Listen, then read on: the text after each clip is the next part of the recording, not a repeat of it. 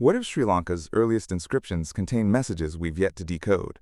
What if they were symbols, not Brahmi letters, carved into stone by our ancestors?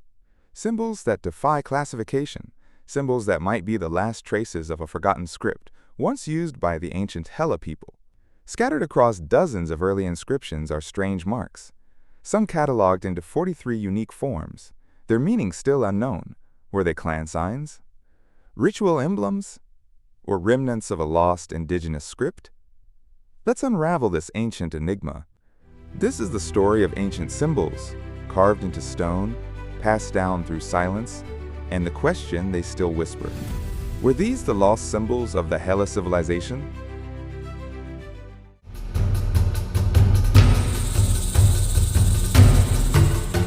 Sri Lanka's earliest inscriptions, mostly cave writings, are written in early Brahmi script, dating back to the 3rd century BCE. But they weren't written in Sanskrit or Pali.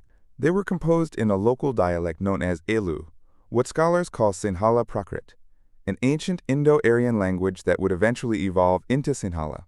These inscriptions were simple yet meaningful, dedications to monks, donations to temples, names of donors. Mainstream history tells us that writing arrived in Sri Lanka after Emperor Ashoka's Buddhist missions in the 3rd century BCE.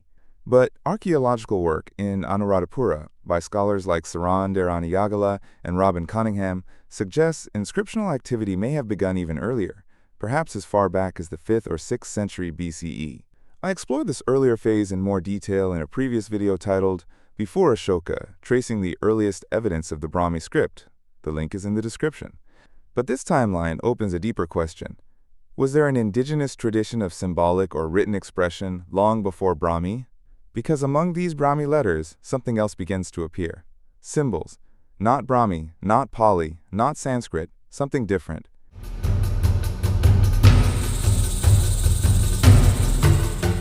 A chart compiled in the official publication, Inscriptions of Ceylon, Volume 1, edited by Professor Anuradhapura, identifies 43 unique symbols found in early Sinhala inscriptions, none of which belong to the standard Brahmi alphabet.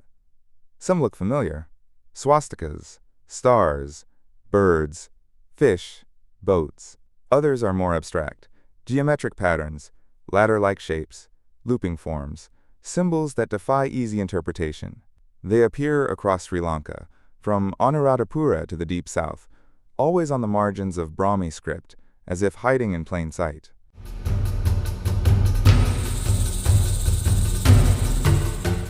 These symbols aren't just theories in old charts. They were carved deliberately into stone across ancient Sri Lanka. 6 verified examples selected for this video have been identified from the wider collection on inscriptions.lk, a scholarly database dedicated to Sri Lanka's ancient epigraphy. All of them are originally published in Inscriptions of Ceylon, Volume 1, compiled by Professor Anuradhapura. All 6 come from 2 nearby sites in southeastern Sri Lanka: Bowategala, just north of Kotadamuhela in the greater Katharagama region. 2 are from Bowategala and 4 from Kotadamuhela. These examples span from the 3rd century BCE to the 1st century CE. These marks clearly fall outside the Brahmi script, yet appear side by side with standard characters, hinting at a deeper symbolic layer within our epigraphic heritage. In inscription 549, we see 2 distinct non-Brahmi symbols carved alongside the Brahmi script. The first, a fish-like form, closely matches symbol number 5i in the chart. Just next to it, a vertical rake-shaped glyph matches symbol number 4a. Above the rake-shaped symbol appears a third mark, a nandipada, a taurine symbol resembling a bull's hoof, commonly seen in early South Asian iconography. These shapes are deliberate and recur across other inscriptions, suggesting shared symbolic meaning. Inscription 550 contains 3 major non-Brahmi symbols. At the center is a starburst or flower-like form resembling symbol number 13. To the right, 2 vertical glyphs match symbols 4a and 9. This repetition across sites hints at a codified symbolic system.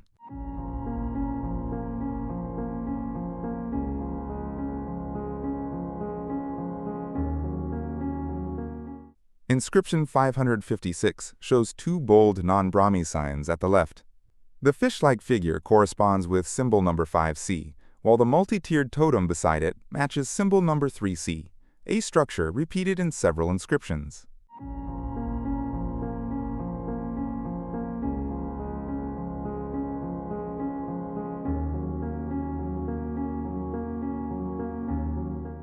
Some symbols resemble stars, crosses, tridents, or swastikas.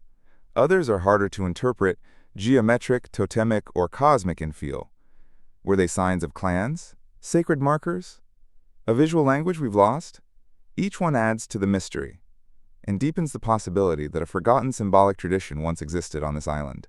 Let's take a look at the rest.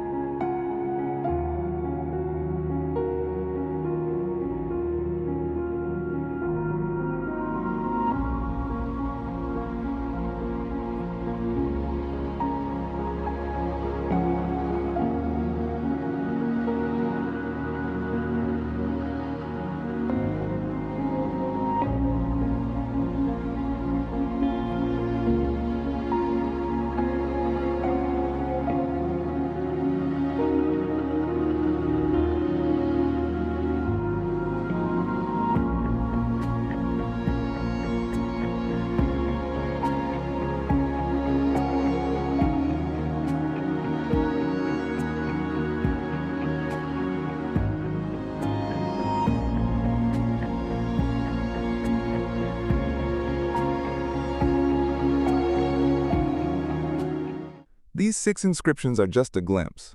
Across Sri Lanka, many more bear similar unexplained symbols, often overlooked, yet waiting to be understood. Note of appreciation. We thank the team behind inscriptions.lk, especially Mr. Anuradhapura and Mr. Chandema Ambanwala, Senior Lecturer in Archaeology, for making this invaluable resource publicly accessible.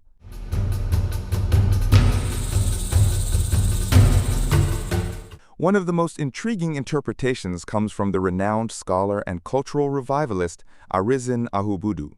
In his book The Story of the Land of the Sinhalese, Helese, he wrote, "There are certain symbols in certain Brahmi inscriptions that do not belong to that alphabet. These symbols are in particular seen in inscriptions such as those at Kota Damuhela, Henanigala, and Bowatagala, caused to be erected by the kings of the Chakraya dynasty, which may be considered to be distinct from the Anuradhapura dynasty. This should be considered to be the remnants of an ancient Hela, Sinhala, alphabet or symbols used by ancient Sinhalese to express some idea. Ahubudu believed these were not mere decorative motifs or random scribbles.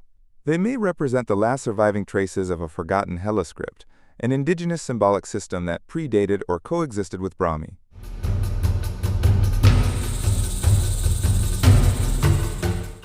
But what do other scholars say? There are several competing theories. Graffiti marks theory.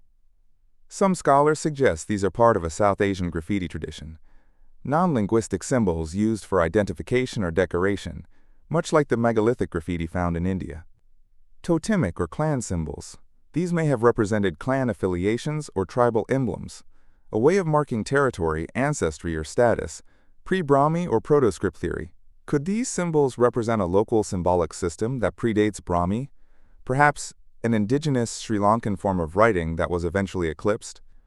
Religious or ritual significance.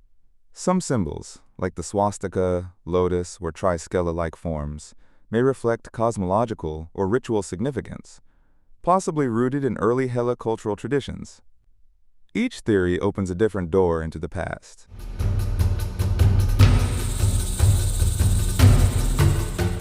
And then there's the Sakwala Chakraya, a mysterious stone carving etched into the rock at Ranmasu, Uyana, near the ancient capital of Anuradhapura. This enigmatic diagram features concentric circles, possible gateways, and geometric shapes, radiating outward like a cosmic mandala. Though its true purpose remains unknown, many believe it encodes symbolic or cosmological meaning. Some interpret it as a map of the universe. Others go further, calling it a stargate or an ancient portal diagram. But whatever it is, one thing is clear: it is not Brahmi. Its design aligns with no known script or religious iconography.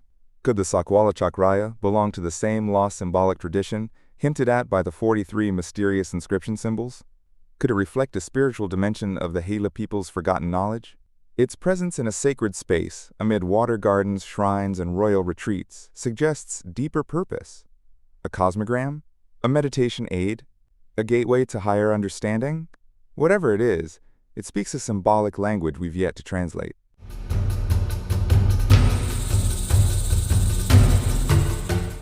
These 43 symbols, and others like the Sakwala Chakraya, challenge the dominant narrative of Sri Lanka's ancient past. They hint at indigenous systems of symbolism and writing, pre-Brahmi intellectual and spiritual traditions, the possibility of a forgotten script used by the Hela people. Studying these signs could help us recover not just letters, but entire ways of seeing and understanding the world.